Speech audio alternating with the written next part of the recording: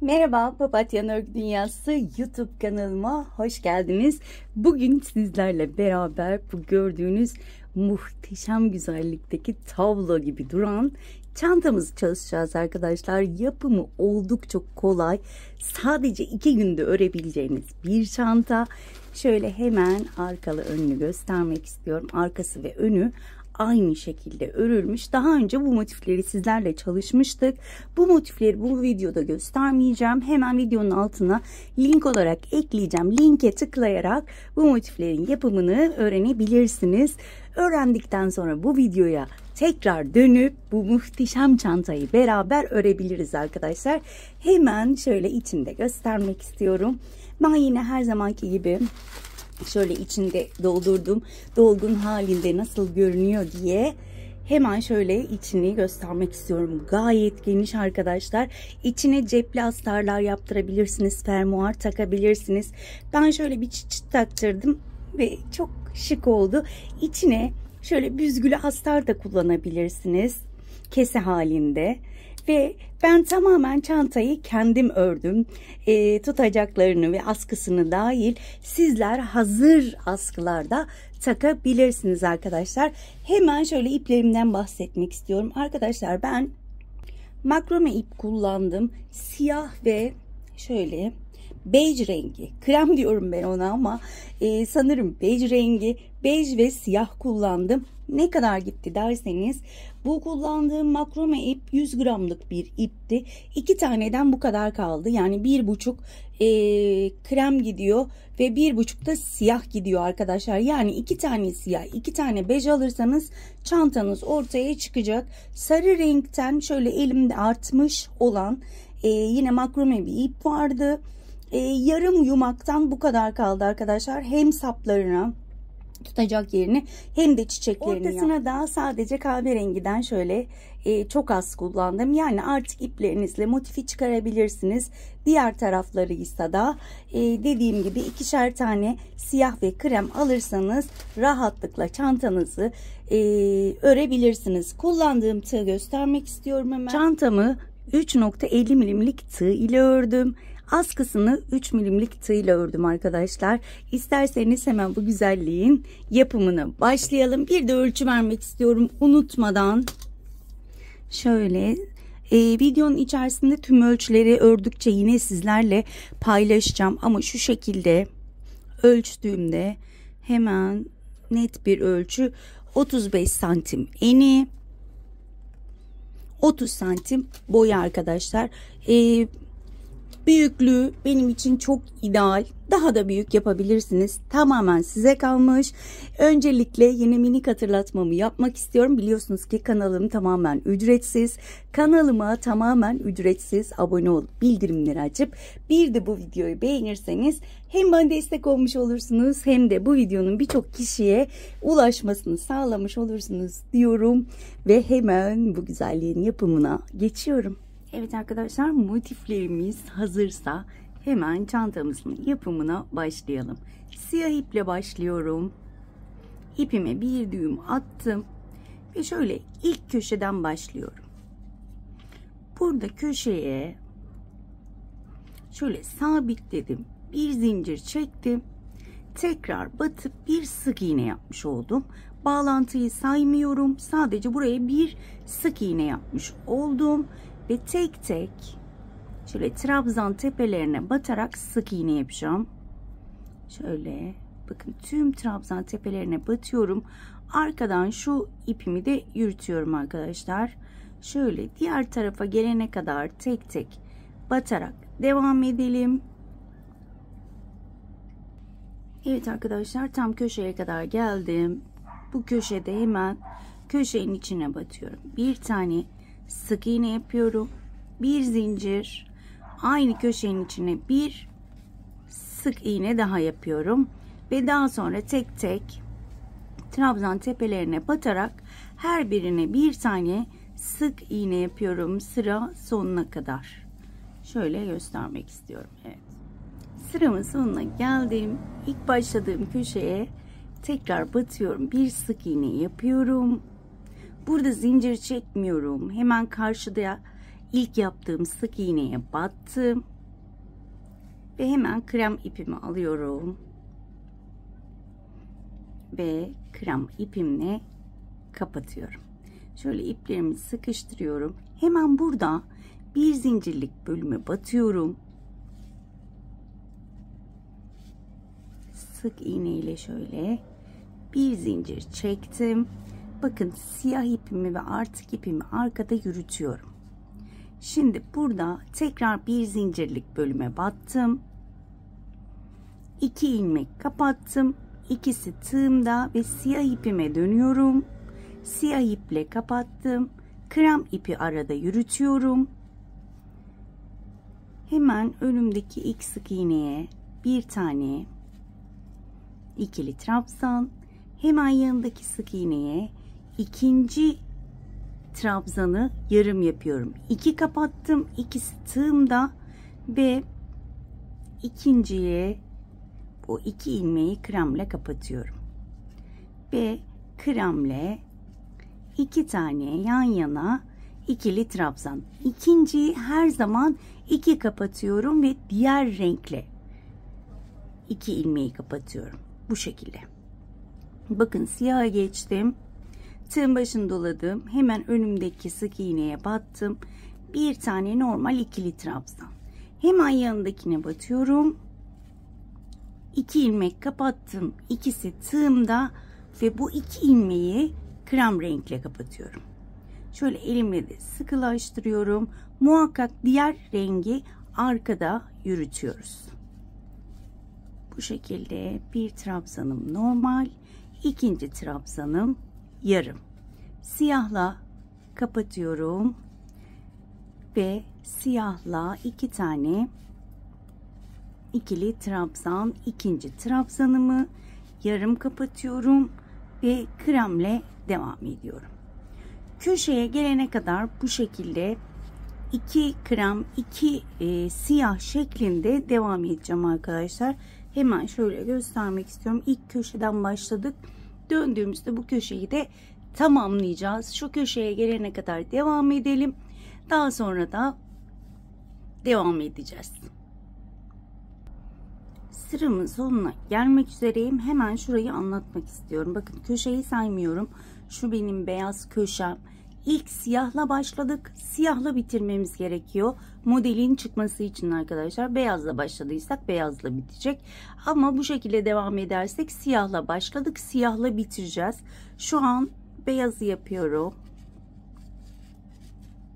Hemen siyaha geçtim. Ama şuraya baktığımda bakın. Sadece bir tane sık iğnem kalmış olarak görünüyor ve bir tane eksik var demek. O yüzden eğer sizin de böyle eksik çıkarsa hemen benim gibi aynı yere 2 kez batabilirsiniz. Bakın tekrar aynı yere batıp tamamlıyorum. Yine yarım aldım ve krem rengi geçiyorum. Bu şekilde tamamlayabilirsiniz. Hiç boşu boşuna motifinizi bozmayın. Benim de bir tane eksik oldu. Aynı yere 2 tane yaptım. Ve bakın bir zincirlik köşeye geldim. Köşede şöyle 2 tane ikili trabzan yapıyorum. Kremle 1 veya 2 zincir çekebilirsiniz. Tamamen size bağlı. Tekrar bir zincirlik bölüme 2 tane ikili trabzan. Burada yine ikinci trabzanı yarım yapıyorum ve siyahla kapatıyorum. Bakın köşem bu şekilde olacak. Köşem beyaz. Her sırada köşe rengimiz değişecek arkadaşlar.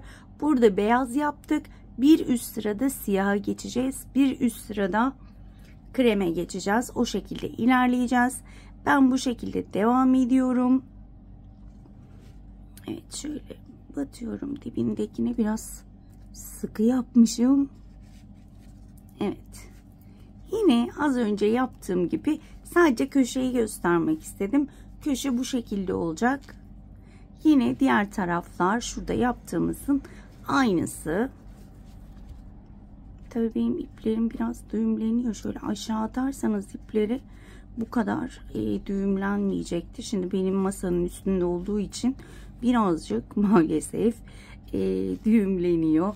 Evet, bu şekilde devam ediyoruz. Eminim ki anlaşıldı. Ama yeni öğrenen arkadaşlar için ben farkındayım biraz. Çok tekrar yapıyorum. Evet. Bu şekilde bakın devam ediyorum. Bu köşede ne yaptıysak diğer köşelerde de aynılarını uygulayıp dönüyorum. Evet arkadaşlar, ben sıramın sonuna gelmek üzereyim. Son siyah sıramı da yapıyorum. Kremle kapattım. Şöyle bakın, bir zincirlik bölüme geldim. Köşeyi yarım yapmıştık. Şimdi köşeyi tamamlıyorum. Buraya hemen 2 tane ikili trabzan yapıyorum. Bakın, ilk yaptığım zincire şöyle batıyorum. Arkadan şu siyahı üzerine geçiriyorum. İlmek aldım. Biraz sıkı yapmışım zinciri sanırım. Hemen şöyle ilmeklerimi aldım ve kremi bırakıyorum. Siyahla kapatıyorum. Bakın, köşelerimizi şöyle göstermek istiyorum. Bakın, kremle bitirmiştik. Şimdi siyaha geçtik.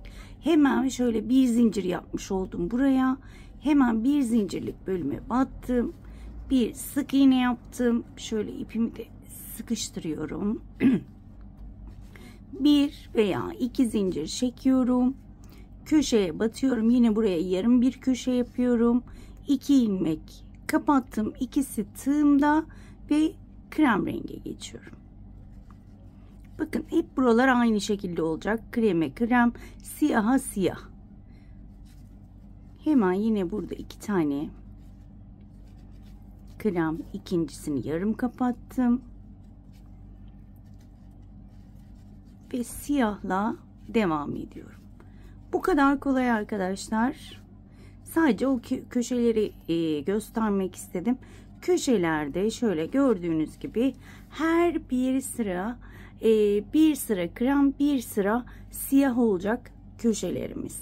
Diğer köşeye gelene kadar bu şekilde 2 krem, 2 siyah devam edelim. Burası eminim ki anlaşıldı. Eğer çok hızlı ördüğümü düşünüyorsanız videoyu yavaşlatabilirsiniz. Şöyle tekrar göstermek istiyorum. Evet. Bakın. Bu şekilde. Ben diğer köşeye gelene kadar devam edip hemen dönüyorum. Evet. Köşeye gelmek üzereyim. Son ikinci siyah trabzanı yarım kapatıyorum. Şöyle ve beyazla devam ediyorum.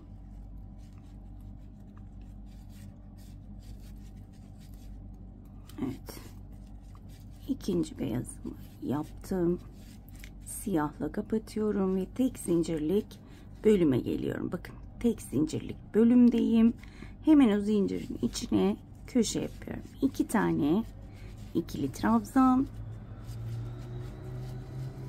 Eğer kasma yaparsa 2 zincir çekin. Ben şu anda tek zincir çekiyorum. Ve yine aynı köşenin içine 2 tane ikili trabzan. İkinciyi yarım kapattım. Krem renge geçtim. Evet. Daha sonra bakın, kremin üzerine yine krem 2 tane.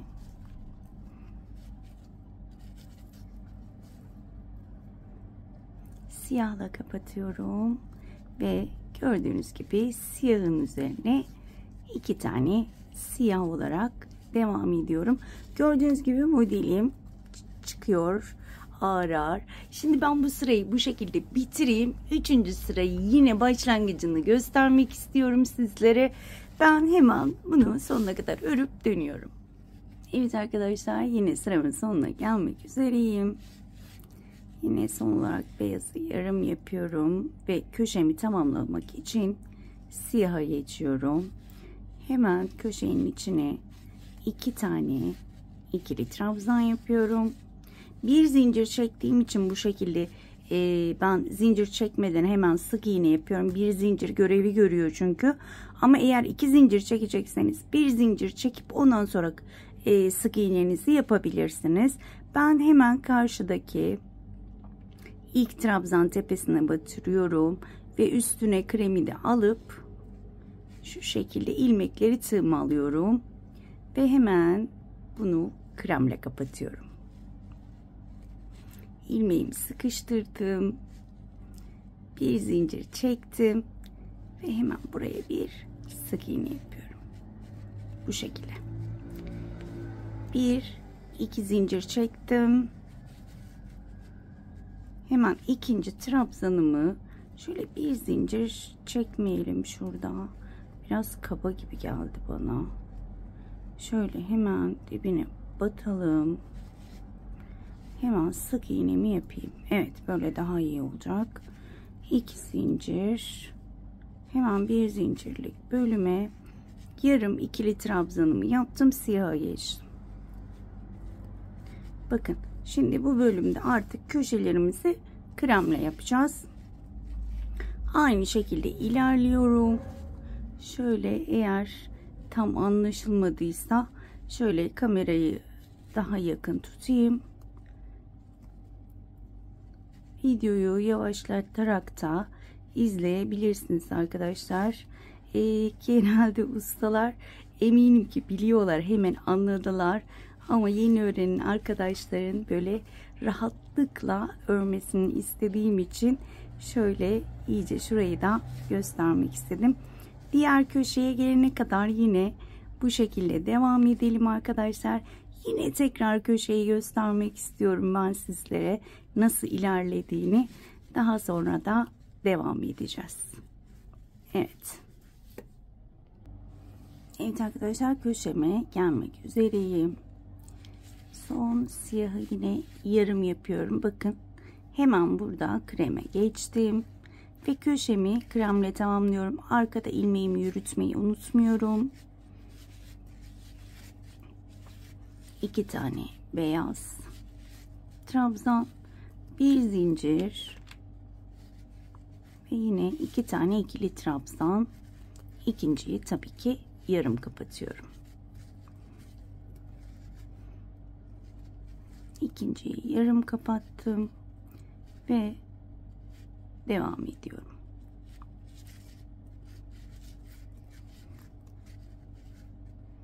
Gördüğünüz gibi gerçekten çok kolay ama benim çok hoşuma gitti. Umarım sizler de severek örersiniz diyorum. Ben zaten çok beğenmeden biliyorsunuz sizlerle paylaşmıyorum. Hemen şöyle göstermek istiyorum. Bakın şöyle şurada çok güzel bir görüntü olmuş oluyor. Dediğim gibi bir sıra krem, bir sıra siyah, bir sıra krem şeklinde ilerliyoruz. Diğer taraflar yine aynı şekilde kreme, krem, siyah, siyah devam ediyor arkadaşlar. Ne kadar öreceğiz? Ben göz kararı ördüğüm için şu anda net bir sayı veremiyorum. Ben istediğim boyutlara gelene kadar örüp hemen dönüyorum. Evet arkadaşlar, ben şöyle hemen beraber sayalım. Şöyle çizgilerden sayalım. 1, 2, 3, 4, 5, 6, 7 sıra ördüm. Sık iğne sırası hariç. Sık iğne sırasında sayarsak 8 sıra ördüm. Hemen ölçü vermek istiyorum sizlere. Şöyle mezurumu bulayım. Arkadaşlar benim şöyle ölçüyorum. 28 santim tam olarak arkadaşlar geldi. Sizler bunu istediğiniz büyüklükte yapabilirsiniz. Daha küçük, daha da büyük, tamamen size kalmış. Ve bundan bir tane daha yapacaksınız. İlk bu şekilde bu parçayı yapacaksınız ve bir kenara kaldırıp ikinci parçayı daha değişik çalışacağız çünkü. 7 sıra bu şekilde ördüm. Bunu kapattım ve bir kenara ayırdım. İkinci parçamda kenarlarımızı ve taban bölümünü yapacağız arkadaşlar. Tek seferde ayrı ayrı yapmak istemiyorum. Şöyle öncelikle şurayı kapatmak istiyorum. Burada bir zincir çekiyorum ve ilk yaptığım zinciri tepesine batıp kaydırmayla kapatıyorum. Şimdi bakın buraya geldim. Şimdi artık kenar bölümünü bu şekilde sadece şu şekilde uzatarak yapacağım. Daha sonra döneceğim. Diğer kenarını öreceğim. Daha sonra taban kenarını. Bu kenar kısmını ne kadar ende olmasını istiyorsanız o şekilde öreceksiniz. Mesela ben şimdi hemen şöyle başlıyorum. Örüş tarzımız sadece aynı. Döne döne değil de arkalı önlü öreceğiz şimdi. 1 2 3 zincir çektim ve arkadaşlar bakın kenar bölümünden başlıyorum ve arka ilmeklere batıyorum bu sefer. Arkadan tek ilmeğe batıyorum, renk değiştiriyorum. Bakın normalde şu şekilde batıyorduk ama şimdi arka ilmeklere batıyorum sadece. Arka ilmekleri kıvırmamız daha kolay olsun diye bunu yapıyorum. Bakın arka ilmeğe battım, renk değiştirdim ve gördüğünüz gibi şöyle bakın arka ilmeğe batıyorum ve ikili trabzanlarımı yapıyorum. Yine örülüş tarzımız aynı şekilde ilerliyor. Ben diğer köşeye gelene kadar devam edip hemen dönüyorum. Şöyle bakın. Evet bakın diğer köşeye kadar geldim. Şöyle ördüm. Ve en son kremi de örüp sıramı bitireceğim. Bakın burada 2 tane var. En sonda 2 tane siyahı yürütmeyi bırakıyorum. Ve 2 tane ikili trabzanımı yapıyorum. Ve bu sırayı bu şekilde bitiriyorum. Şimdi hemen dönüyorum.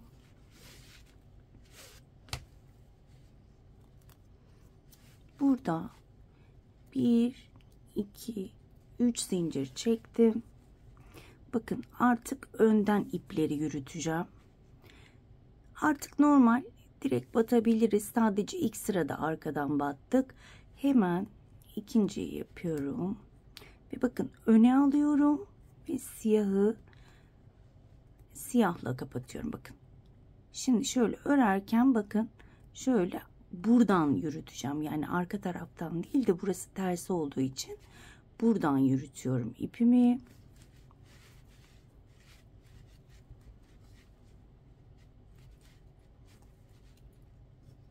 Bakın öne aldım siyahı, kremle kapattım ve önden yürütmeye devam ediyorum. Ön yüzde çalıştığımızda arkadan yürütüyoruz. Arka yüzde çalıştığımızda ipimizi önden yürütüyoruz. Evet, bu şekilde git gel yöntemiyle istediğiniz enini ne kadar istiyorsanız o şekilde örebilirsiniz. Ben 3 ya da 4 sıra benim için yeterli olacak. Bu şekilde git gel yaparak sadece bu yanını şöyle genişleteceğiz. Bakın şu şekilde kıvırdıktan sonra da diğer parçamızla birleştireceğiz. Bence çok güzel olacak. Evet, ben bu şekilde 3-4 sıra örüp hemen dönüyorum. Evet arkadaşlar, ben şu kısmı bitirdim. Hemen beraber sayalım kaç sıra yapmışım. 3-4 sıra dedim ama biraz fazla ördüm. 1 2 3 4 5 6 toplamda 7 sıra ördüm. Hemen şöyle ipiniz değişik olursa eğer diye ölçüde vermek istiyorum. Şöyle tam 7 santim örmüşüm arkadaşlar. Sizin ipiniz daha ince, daha kalın olursa ölçülere göre yaparsanız sizin için daha iyi olacaktır. Hemen şöyle de göstermek istiyorum. Bakın şöyle şurada bitirdim. Şöyle kaydırmayla şurada bitirdim ki şurası daha düzgün dursun diye. Bakın şurası çok düzgün durmuyordu. O yüzden şöyle tam bitişte şöyle kaydırmayla buraya geldim. Şimdi tekrar iplerimi alıyorum. Şimdi diyeceksiniz ki buradan başlayıp niye şöyle örmedik? Çünkü bunu birleştirdiğimizde dikince bombelenme olmasın diye böyle ayrı ayrı dikiyorum, örüyorum. Hemen şöyle iplerimi aldım. Şimdi de arkadaşlar bakın burayı ördük.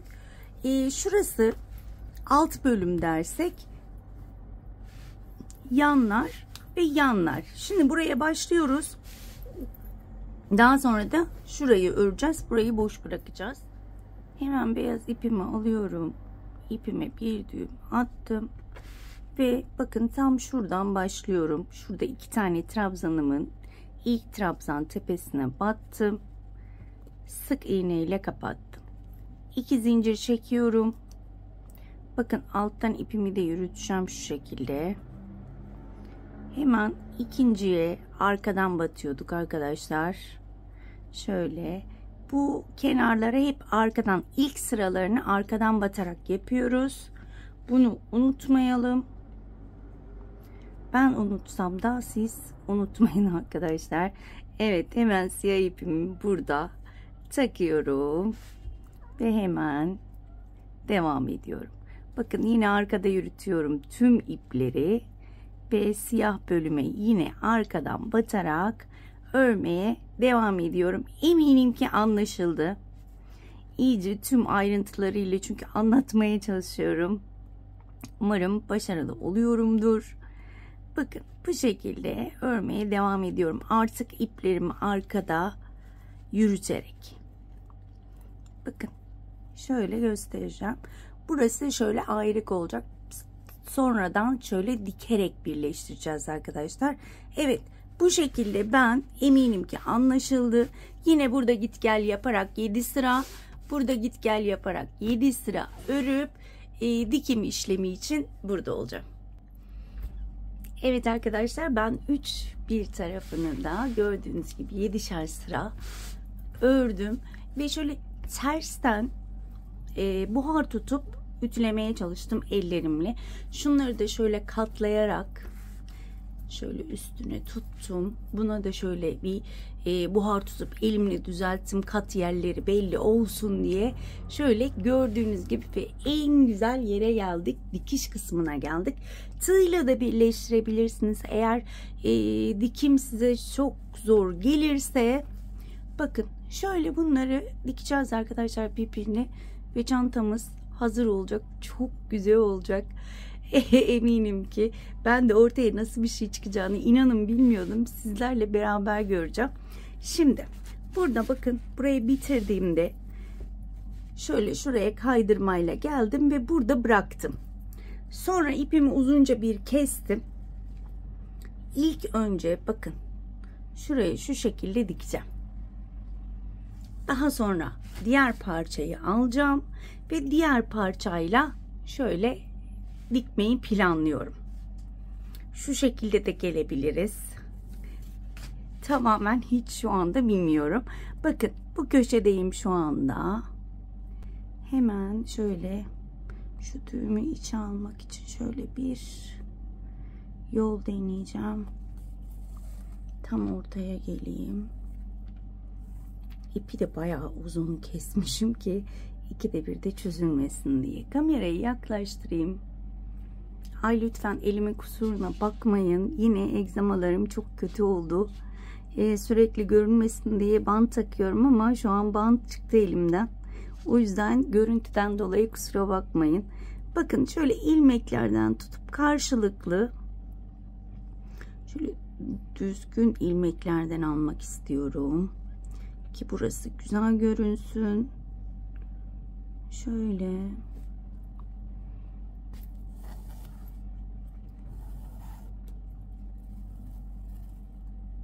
evet, şöyle bir buradan ipin üste çıkmasını istemiyorum. O yüzden şöyle tek ilmeklerden alarak, bakın şunun içten alıyorum ilmeğini, şunun normal dıştan alıyorum. Tabi siz tamamen size kalmış, nasıl dikmek isterseniz o şekilde dikebilirsiniz. Ben bu şekilde daha uygun oldu benim için.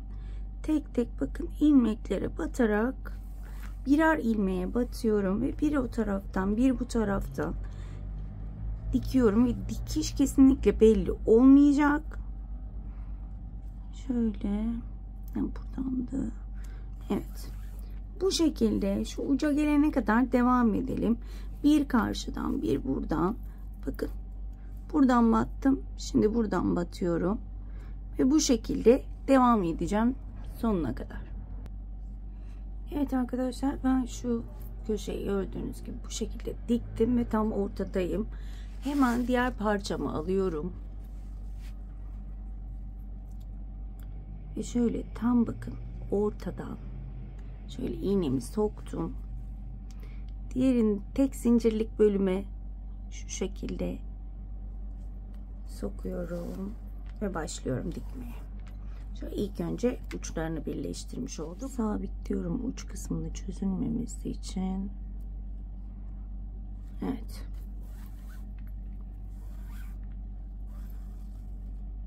Evet, bu yeterli olacaktır. Hemen şöyle çevirdim.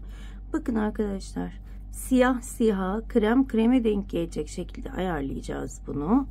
Hemen kremleri birleştiriyorum ama bakın şu arkadaki ilmeklere batmıyorum. Şuradaki ilmeklere batacağım. Bakın. Şöyle şunları birleştiriyorum.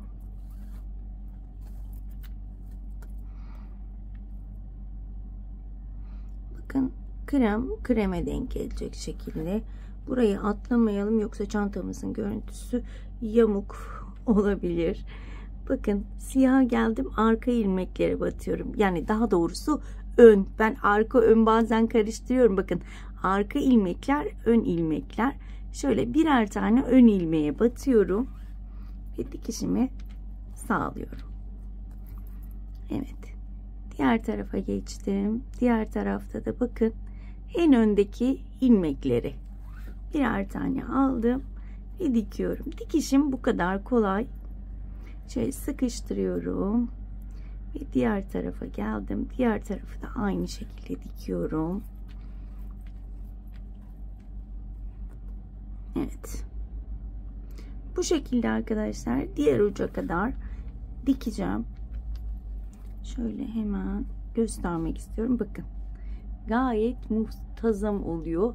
Şu şeritlerim de birbirine denk geliyor. Bu şekilde devam ediyorum arkadaşlar. Çok videoyu da uzatmak istemiyorum.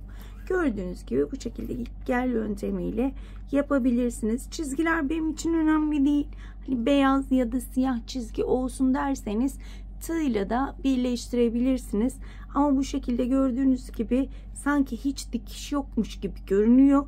O yüzden bunu ben çok sevdim.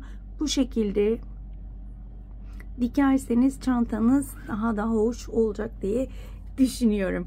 Evet, ben diğer tarafa gelene kadar aynı şekilde dikip hemen dönüyorum. Tam şuraya kadar dikiyorum ve dönüyorum arkadaşlar. Evet arkadaşlar, ben şöyle bakın şu şekilde geldim, şu şekilde diktim ve sondayım. Şimdi son dikişimi yaptıktan sonra hemen şöyle arkadan batıyorum.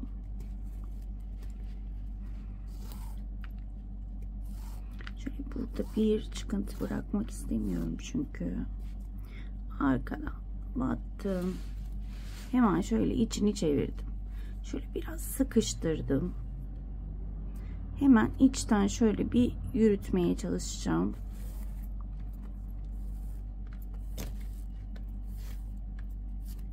Bayağı bir uzun bırakmışım ipi. Evet. Şöyle. Hemen şurada bir düğüm atacağım.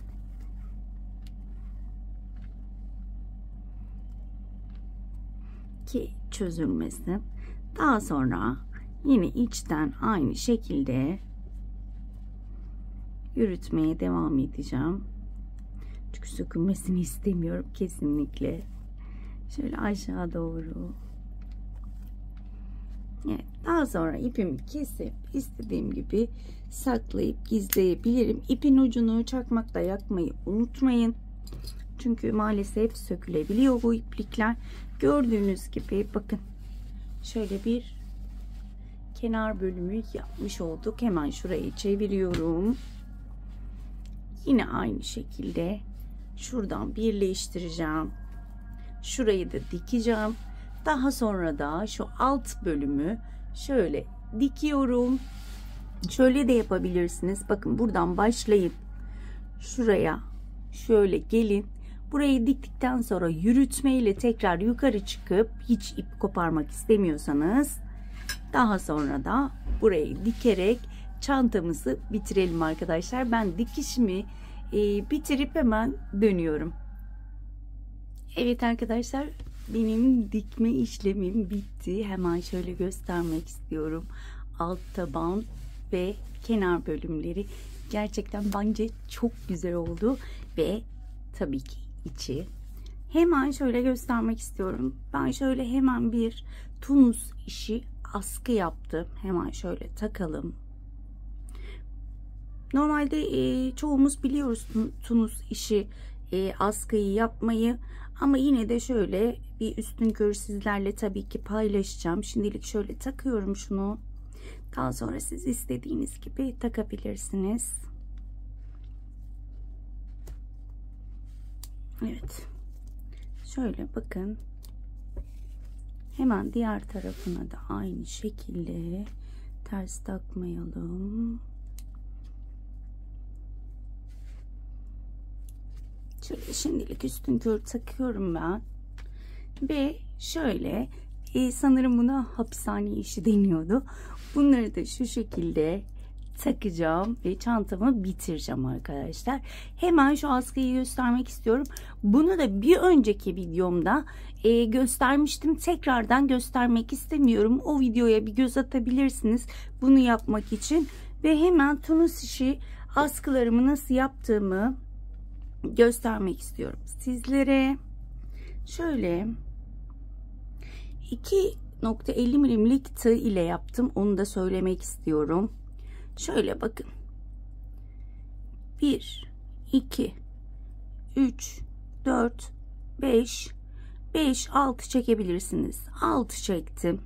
Hemen bakın tek tek şöyle zincirlere batıp ilmek alıyorum. Battım, ilmek aldım, tığımda biriktiriyorum. Battım, tığımda biriktirdim. Son zincire de battım ve 2, 4, 6 tane ilmeğim var. Önce bir ilmek kapatıyorum. Daha sonra 2, 2, 2 ve 2, 2 ilmeklerimi kapatıyorum. Evet. Bakın hemen dibindeki değil, hemen onun yanındakinden yine arasından ilmek getiriyorum. Tığımda ilmeklerimi biriktiriyorum. Çok kolay, yeni öğrenen arkadaşların da rahatlıkla yapabileceği bir model. Bakın sonuncusuna şöyle çift ilmek batalım ki orada bir açıklık olmasın. Bakın yine 6 tane ilmeğimi önce 1, sonra 2, 2 kapatıyorum.